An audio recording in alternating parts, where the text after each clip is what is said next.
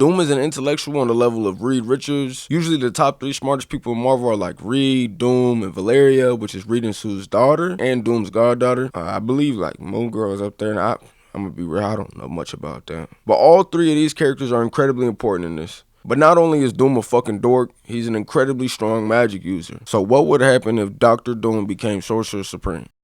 In one world under Doom, Doom now possesses the title of Sorcerer Supreme, the Eye of Agamotto, and the Cloak of Levitation. And the first thing this motherfucker does is declare himself the ruler of Earth. He essentially stole the title from Doctor Strange. That's connected to the Blunt Hunt stuff. We can get into that at a different time. The thing about Doom is he is very good at making things look good. And I say this because yes, he does tell everybody on Earth that he rules them, but the rules he gives out are not bad ideas. He says he has all this power, but he's not petty. He's not going to use it to fight people like Reed, but instead he has 2 small decrees, as he puts it.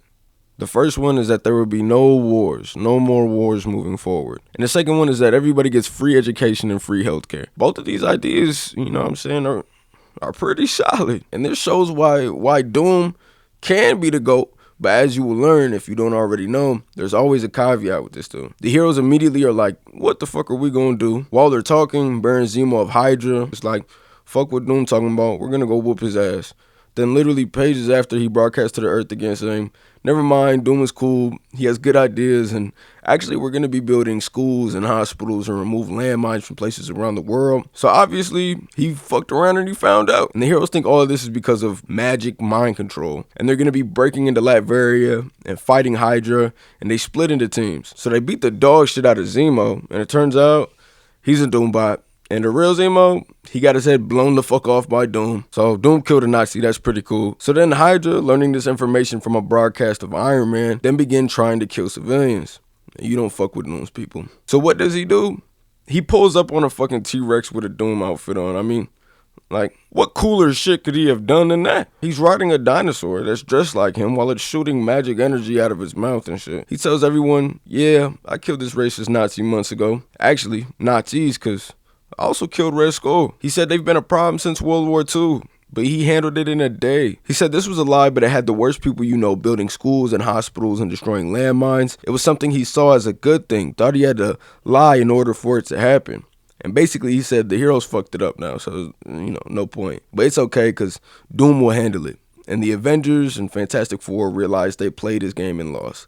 They fell for the trap. And it makes it look more like Doom is the savior of humanity as he destroys Hydra and saves everybody. So the heroes are realizing more people are becoming comfortable with Doom as Emperor while they help clean up Hydra on the streets. Meanwhile, Valeria meets up with Doom. Now Doom is an overly independent individual. He genuinely does not really care for others in a normal sense. But his goddaughter is the exception. When he talks to her, it's the only time he truly feels human and not like a fucking final boss. But she asks what's his plan, and he basically shows her he has dreams of making Earth a utopia. He will take over the burden of making decisions, allowing everybody to live their lives peacefully and freely. He distances himself from fascism, saying it's built upon a lie, but his world will be built on truth. But the reality is, he would still be just that. She basically says, I don't know if I can say I agree with what you're doing, and he tells her to say nothing and that he will try to convince her as he continues. The next day, he holds a conference or broadcast, whatever the fuck it is, and the Fantastic Four crash it. They plan to show everyone who Doom is and put an end to it. They fight everybody, but when it comes to a sort of standstill, mind you, everything is broadcasted live, Doom says these 4 will always talk bad on him, but he will still help them. So what does he do? He cures Ben. The Thing is no longer the Thing. He's just the guy. Everybody else is shocked. Then he's like, y'all paying for the damages. Ends the broadcast and he just leaves. It then shows different civilians that are coming around to Doom being their leader. And the heroes are still trying to figure out what to do. So they decide to team up with some villains. These villains include Doc Ock, Mysterio, Arcade, MODOK, Baron Mordo, and the Goblin Queen. The heroes and villains don't really vibe with each other, but they still team up to fight Doom, and they plan to stop the mind control placed on the various leaders across the world. So they pull up on Doom, and he's fighting them with his cool-ass dinosaur. Meanwhile, Scarlet Witch and some others go to break the mind control. But it turns out there was never mind control. And as Doom puts it, it is human nature. And the art accompanying this line is actually so hard. Like, damn, I can't praise everybody involved in this run enough, from the drawing to the colors to the character writing and plot progression. Everything is so solid and paced very fast, but very well. But at the same time of this fight, there was a breakout at Raft, a high security prison. And the people there include Purple Man, Typhoid Mary, and Carnage's Spawn. I think they're referring to Toxin. So it's not just something light. They help secure the facility, and Doom uses it to push his narrative to the masses. Meanwhile, Dormammu begins plotting. He's mad as hell, talking shit like Doom becomes Sorcerer Supreme and uses it to become a fucking politician. Which, I mean, isn't crazy to say. With Doom so focused on other tasks, he doesn't see that the spells that protect Earth from the Dark Dimension are fucked up. And without a second thought, Dormammu uses this to his advantage. Doom is incredibly smart, but he still has moments of ignorance due to his arrogance and tunnel vision. But anyway, Dormammu banishes anybody and everybody he deems as a threat that might stand against him. So all the heroes, the Fantastic Four, the X-Men, the Avengers, etc. all get banished to a pocket dimension. Everyone except Doom, of course, being the Sorcerer Supreme. And this whole issue is deadass just a 1v1. Well, if you don't count demons that pour out of a portal Dormammu opens and shit. Doom is making cool ass constructs and they're just running the fucking fade, and there's not much to say about this part. You really just need to read it. I'm not going to commentate the entire fight, but there's so much cool shit that happens, like Doom using Cyclops' optic blast and making Wolverine claws out of magic. And mind you, he was just fighting literally everybody before this. We can't act like he wasn't fresh off a fight with literally every fucking hero. And Dormammu is no bitch either. And honestly, he starts dominating towards the end, with Doom being on his back foot, literally constructing crutches. Turns out when Dormammu sent the heroes to that pocket dimension, Doom also sent Doombots there to help them escape. And at the end, they all break out of this while Doom says, "Avengers assemble." This shit is peak. I mean, what more could you ask for? Anyway, though, he asks Scarlet Witch to seal off Dormammu's portals. She is hesitant and asks if this is a trick. And this fucking gangster says, this fucking gangster puts that shit on the soul of his dead mother. While the heroes fight, he recovers the Eye of Agamotto, using it to restore his power. Literally using magic to hold his bones together after all the bullshit he's had to deal with. Using sheer willpower and hatred for what Dormammu has tried to do to his world and his people. He cooks the shit out of them. Cool magic shit starts happening, and he doesn't kill him, but just banishes him back to his dimension forever. Wanda points out that is impossible unless it is anchored to an event in time that becomes inevitable, essentially. And remember this because it is very important. But the people of Earth appreciate what Doom has done greatly, and he becomes even more liked than before. But while the heroes help look for people through debris and destruction, they see that everybody around has survived because of magic placed by Doom. And Thor speaks to the heroes around him on his thoughts on the matter, and honestly, this might be a video for a different day because of how interesting it is to me, especially with the connection of Doom in various stories in Jonathan Hickman's Secret Wars. But Thor compares Doom to Odin, asking if Doom is really not the best choice for Midgard. Pointing out Odin demanded respect from mortals and gods, that he was not perfect, but he fought and earned his place as king and protector. He says he can't ignore the similarities, and honestly, those statements from Thor are so interesting. It's something I would like to do a deep dive on, so if anybody's interested, go ahead and drop a comment, because I would love to go into depth on this connection between Doom and Thor. If anything, just give it a thought.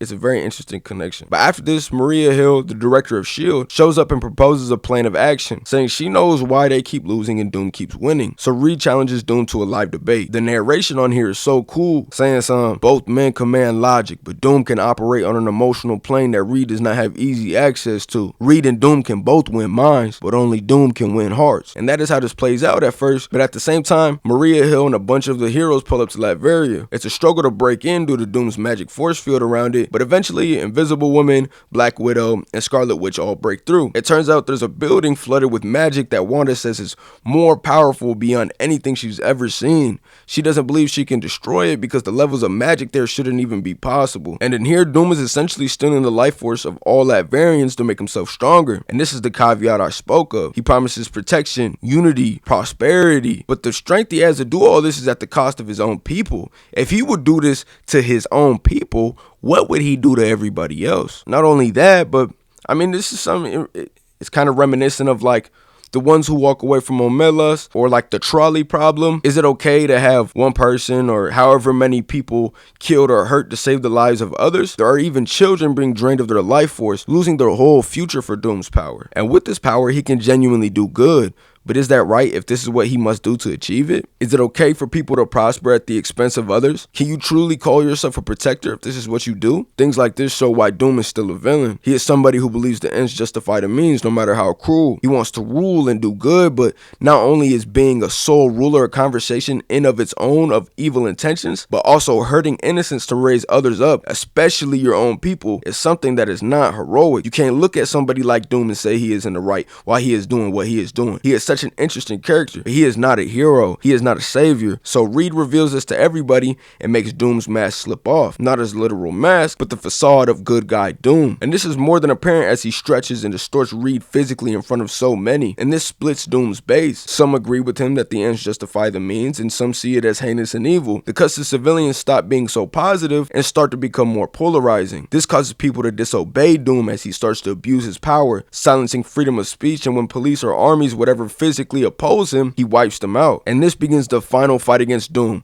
the Sorcerer Supreme. He goes up against the Avengers, the X-Men, the Fantastic Four, as well as characters like Spider-Man, Ghost Spider, Squirrel Girl, Brain Drain. There's so much cool shit happening, like Juggernaut going against the Doom Dinosaur, and Cyclops, Iron Man, Captain Marvel, and Wanda all blasting at Doom. And Valeria, seeing all of this going on, seeing that Doom is somehow winning, knows she needs to talk to him. And while Doom is fighting, something cool as hell happens. Doom ends up in the astral plane, and he doesn't know who did this. And it turns out to be Reed. Doom has been using a power that he doesn't truly understand. So instead, Reed harnessed the power of what he does understand. Science. And he has become the motherfucking scientist supreme, yelling flame on like Johnny and making fire Wolverine claws while trying to attack Doom. It's such a cool scene, but honestly it's really anticlimactic because this doesn't mean anything to Doom. He moves Reed to a fractal dimension where he is infinitely stretched, removing both of them from the astral plane. Reed falls back down to Latveria as he begs for mercy. Doom says to him, "You won't die, Richards. I promise nothing more," as he blasts the fuck out of him. Valeria, noticing her family needs help, makes a way to get Doom's attention, creating a hypersonic signal transmitter geared to resonate with his armor. Using Morse code, she sends 3 letters to him: V, A, and L. Very shortly after, she is shot into a mindscape or some bullshit. He tells her she is the only one who holds Doom's favor, respect, and love. Meanwhile, he is still physically fighting. At that moment, he was head-to-head with Beta Ray Bill. She asks him what his plan is. She doesn't understand at all anymore what the end goal may even be. She basically is begging him to stop and that it doesn't make sense. Doom being Doom is just like, "I can do it, don't worry," and dodging her question as he sends her back. She goes to message him again, thinking if she can get him to listen, that he'll understand. But he reworks his armor so she can no longer contact him. But back on the battlefield, the heroes have defeated Doom's dinosaur. Storm and Torch create a fire hurricane, and Sue has Iron Man and Cyclops shoot beams that she infinitely loops to shoot at Doom. Beast and the Thing are chucking rocks at Doom while Iceman attacks him in the air. None of this matters though. Doom points out one finger. He does a fucking spirit gun and blows shit up. Meanwhile, he's villain monologuing, talking about how he's let the mutants have their powers for too long. Essentially, he's like, "Remember what Wanda did that one time? I can do that shit too." Using chaos magic, he basically snatches the X gene from the mutants, causing Storm to fall out the sky. Wolverine starts aging fast as hell. Iceman's ice is melting. The shit is crazy. But he says what he's done is temporary, unlike what Scarlet Witch did. Once they leave, they'll get their powers back and be fine. But then Squirrel Girl distracts Doom. In this time, Reed attempts to combine sorcery and science. Sue bends the energy of every hero who is able to produce them, and they imbue all their abilities into Stormbreaker. The Thing then picks up this strong ass weapon, and with so much power in his hands, he says, "And I know you know what time it is," as he smacks the fuck out of Doom. Babe Ruth, Sammy Sosa, Jackie Robinson style. He swats Doom. But again, none of this matters. And this moment is what he makes a fixed point in time. That idea that was talked about earlier that I said was important, and it continues to be, so pay attention. But Doom puts all his magic and stuff into his armor. He then explodes it into millions of little pieces that attack every hero. Not enough to necessarily kill them intentionally, but